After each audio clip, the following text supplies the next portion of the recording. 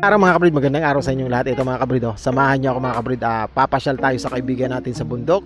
We are going to visit our friends in the forest mga kabrid. Dito sa ating sa munting lugar ng Antipolo mga kabrid. Yan, no? Andito tayo, yan, no? Rivers, forest, trees, and wilds mga kabrid. So tara, samahan niyo ako. Maglathala tayo sa pamamaraang premiere videos mga kabrid. So samahan niyo ako. Ang pakay natin mga kabrid is bisitahin ang ating kaibigan na nasa bundok, yung mostly lagi nating pinupuntahan mga kabrid. Yung mostly lagi nating pinupuntahan. Hinihingian natin ng mga kawayan para sa paggawa ng chicken cages and chicken houses mga kabrid. So bisitahin natin siya kasi today is Saturday. Walang pasok ang ating misis na may bahay na si Gab Smith Vlog. So ibibisitahin natin para makatanong-tanong or makatingin-tingin ng mga bagay-bagay na pwede natin burawutin mga kabrid. Damn! So mayroong gulay, sana may gulay, sana mayroong kung ano-ano mga kabrid. Tapos may dala-dala tayo mga canned goods mga kabrid. So may pangpasalubong din tayo, and then pang ano rin yun kasi syempre bundok yun eh. Hirap siyang bumaba pumunta dito para bumili ng kung anong pagkain niya. So ang gagawin natin, bumili ng mga sardinas, tapos mga noodles. Yun ang binili ko mga kabrid kasi ang bala ko is kahit pa paano makasustain tayo sa kanya, makahelp tayo ng kahit kunti sa kaibigan natin na medyo alanganin ng sitwasyon, lalo na yung panay ulan mga kabrid. Panay ulan, ayun o, mayroong ibon o, ayun o, wild white kelso mga kabrid. Ayun o, may bayawak siyang natarap sa Komodo dragon. Ayun o, nasa gilid, ang laki na. Komodo dragon mga kabrid. Hindi tayo makababa dyan. Ayun o, ang ganda kuhaan, natrap siya kabrid. Hindi makita. Ayun o, natrap kabrid o, lumalangoy na siya o. Ayun o, lumalangoy. Ang laking Komodo dragon or bayawak mga kabrid. Papunta tayo sa kaibigan natin, and matching po tayo ng at the moment there is mayroong bayawak na sinasabi. Ayun, natrap siya. Ayun, pumanik na kabrid o. Ayun o, pumapanik na kabrid. Mga kabrid, tuloy tayo sa paglalakad papunta dun sa kaibigan natin. So medyo may kalayuan mga kabrid kasi it takes medyo sa paglalakad pa lang is 20 minutes mga kabrid. Medyo matagal-tagal ang lakaran. Medyo bundok kasi yung kaibigan natin. Tapos papasyalan natin once in a week mga kabrid, mostly linggo and Sabado. So makikita nyo mga kabrid sa mga nakaraang video natin, sa mga video playlist natin mga kabrid, na isa ito sa pinagkukuhaanan ko ng video para sa YT update natin mga kabrid. So may nakita tayong bayawak or Komodo dragon mga kabrid na trap siya dyan sa gilid ng dike. Tapos gusto niyang pumanik sa taas. Akala ko kasi malaki na kabrid. Akala ko maliit na buaya mga kabrid. So iniwanan lang natin doon. Hayaan lang natin silang maka-recover. So natrap siya dyan Makita nyo wala siyang lusutan dyan. Tapos gahanap siya ng butas. So good luck sa kaibigan nating bayawak na yun mga kabrid. So tuloy tayo sa pagpapasyal natin doon sa kaibigan natin sa bundok. So mostly yung kaibigan natin na yun hindi nga talaga siya nakakababa ng bundok mga kabrid. So dito bibilisan ko lang ng konti ang lakad mga kabrid kasi malayo-layo. Pag dadahan-dahanan natin, pagpasensyahan nyo na lang ang video at mauga siya.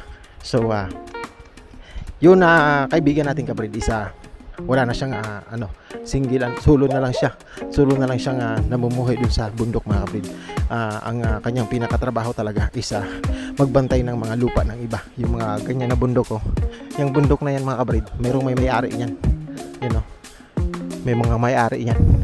So binabantayan niya lang na hindi mapasok ng ibang tao. So dalawa ang binabantayan niya mga kabrid. Yun ang kinabubuhay ng ating kaibigan. Tapos siyempre alam niyo naman yun, magkano lang naman ang bayad sa pagbabantay, and then wala talaga siyang extra income na sinasabi. Pag-aalaga ng mga manok, mga gulay, yun lang ang inaano niya. Tapos tayo naman bilang kaibigan niya, kasi minsan malaking tulong kasi siya sa amin. Tapos dahil medyo naano natin ang sitwasyon niya, kabrid, isa naglalaan tayo ng oras sa kanya. Naglalaan tayo ng oras para dalhan natin siya ng kahit isa sa isang bisis ng isang linggo. Dalhan natin siya ng kagaya ngayon, ang dala ko mga kabrid isa mga sardinas, tapos noodles, kabrid, pansit canton. Yun ang mga dala natin sa kanya. Sariling ano lang naman natin, choice naman natin. Hindi naman siya totally kailangan ng tulong mga kabrid, kasi ano nga siya, yun sagana sa gulay. Sagana sa gulay ang kaibigan natin. Tapos tayo naman isa kailangan natin ng gulay mga kabrid sa katawan natin. Yeah, boy. Isang linggong mikos-mikos ba na mga kung anong maluto natin, kung anong sabaw, kung anong isda. May pagkakataon na kaming mag-asawa mga kabrid isa hanap talaga namin isa gulay mga kabrid. So syempre mas magandang gulay pag fresh. So pupuntahan ko siya. So dahil hindi naman siya nagpapabayad mga kabrid sa kinukuha ko mga gulay gaya ng mga prutas, kakao, mangga, langka, dahon ng gabi, mga ganun mga kabrid. Hindi siya nagpapabayad. So tayo naman isa nakakahiya din. Syempre pagkain yan, ilalagay mo yan sa burao tayo kabrid.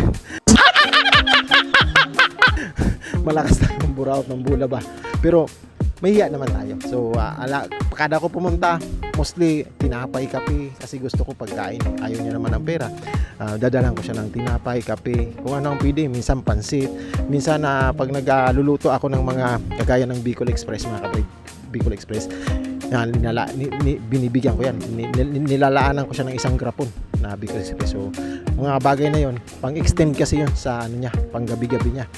So halimbawa maglalaga siya ng talbos ng gabi, i-delete niya lang sa bagoong, good na siya mga kabrid. So ganun siya.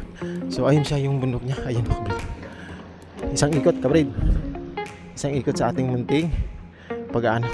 So itong diki na to mga kabrid, isa parang boundary to ng Antipolo tsaka Marikina, yung unahan dyan. So bulubundukin pa talaga to. Ini-improve to ng ating government para magkaroon ng proper digging kasi mostly ang pinaka-problem ng Marikina is yung baha mga kabrid. So kailangan talaga na mapaayos ang mga spillway, daanan ng tubig ng galing bundok, kasi ang nagpapabaha lang naman sa Marikina mga kabrid mostly is yung mga galing sa bundok na baha na tubig. So para magkaroon ng disiplina or segregation or ma-centralize ang agos ng tubig mga kabrid, ayan, ginagawa nila yan, ini-improve nila yan. So pag Sabado, kaya mostly linggo ako pumupunta.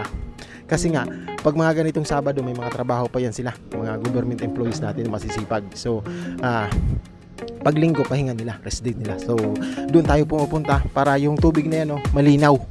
So, mga nakarang video mga kabrid, makikita nyo, malilinaw ang tubig.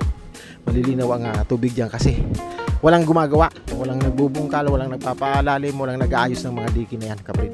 So, ngayon, Sabado, meron tayong naabutan. Yung pawisan na tayo. Pero malapit na tayo kabrid. So, tuloy-tuloy lang. Maganda kabrid ang ganitong experience din kasi stretching din natin yung paglalakad mga kabrid. So, maganda, naka-encuentro tayo ng bayawak na natrap. So, hindi tayo ng mga ganung bagay kasi yun, animals, wild animals mga kabrid. So, tara, muna tayo dito, pass, kasi kasi may gumagawa may gumagawa dyan yung bundok kabrid. Yung bundok na yan mga kabrid, maraming wild animals dyan. Maraming wild animals. Maraming wild sibit, Komodo dragon, bayawak, tapos mga ibon na mga ligaw na malalaki. Marami dyan mga kabrid. Mga bihira na lang natin makita. May gumagawa kabrid, may gumagawa. Yan kabrid pinapalalim nila yung daluyan ng tubig para mga kabrid, para hindi stagnant. Yung bang magbara-bara, gaya yan mga bukol-bukol, mga mga buhay na bato. Ang doon sa gilid pinapalalim nila para yung agos ng tubig mga kabrid sa mabilis mawala, mabilis makababa, hindi maipon dito mga kabrid. So tara, andun yung bahay ng ating kaibigan sa kanto na yan, ayan. Siya, nagba-vlog din, tinuruan natin yun, and then porsigido din makapag-vlog. So data lang ang gamit niya, pero nagba-vlog din siya, kaso sa blue up siya nakatutok. Tingnan tayo mga kabrid, baka minsan kasi mga kabrid, pag ganito, marami tayong nakikitang mga dalag, mga malalaking isda kabrid, mga plapla dito sa Pampang lang. Hindi naman tayo marunong humuli nun kabrid. Tayo medyo lampa sa mga ganyan kabrid. mahina tayo sa mga ganyang diskarte. So ayan oh, kabrid oh. Yan. Tara. Papanik tayo doon sa bahay niya. Tapos tara, samahan niya ako. Kausapin natin, hindi makipagbulahan na naman tayo para magkaroon tayo ng maburaot tayong gulay ba? May maburaot ba? So, yan. Ayan o. Magpasensyahan nyo na mga kabrid ha. Kunti nating paglalathala. Medyo magalaw, medyo hindi maayos.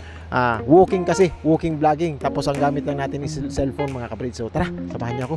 Let's go! Akyat tayo mga kabrid.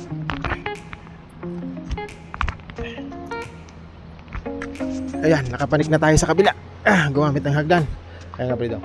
Samahan niyo ako. Yung pinapakita ko kasi sa inyo mga kabrid, ang slight adventure sa pagbisita natin kasi kaibigan natin sa bundok. Maganda talaga mag-vlog dito kabrid oh. Puro bundok talaga kabrid. Maraming gulay dito kabrid. Yung mga ligaw na gulay, yun ang hinihingi namin or binuburaot namin kay kaibigan. Tapos malaking bagay pag natikman, naluto yung mga fresh na ligaw na gulay. Napakasarap sa pangangataon na kabrid. So tara, kausapin na natin ang kaibigan natin. Let's go mga kabrid. Kaibigan! Tawagin natin. Kaibigan! Nan! Tawagin natin si kaibigan Fernando. Ba't parang wala dito? Tayo mga kabrid sa ating kaibigan, sinamahan niya na tayo at tayo titingin kung mayroon tayong mabuburaot na gulay mga kabrid. So buraot is real mga kabrid. So ayan siya oh. Kaibigan natin. So si kaibigan natin ay tinuturuan ko talaga na matuto sa YouTube. Tinuturuan ko siya ng mga totoong pangyayari sa buhay ng pag-YT, sa buhay ng isang vlogger mga kabrid. Sabi ko sa kanya, mahirap ang kalagayan ng mga vlogger kabrid kasi ang vlogger po, ang pag-YouTube is a everlasting responsibility sa paggawa ng mga videos mga kabrid. So sabi ko sa kanya, wag mo munang seryosohin. Hanapin mo ang mga bagay na mga pwede mong gawing videos na yung tipong masaya ka lang. Huwag mo masyadong isipin ng grabe naman yung natin, kabrid. Teka na nga kabrid medyo naano tayo sa kalikasan mga kabrid oh. Yan, may mga tanim siya kabrid na mga gabi. Tsaka laganap na rin ang niya oh. Yung kamote kabrid. Pakita ko sa inyo kabrid Ayan kabrid oh. Ayan kabrid oh. Ayan ang mga gabi niya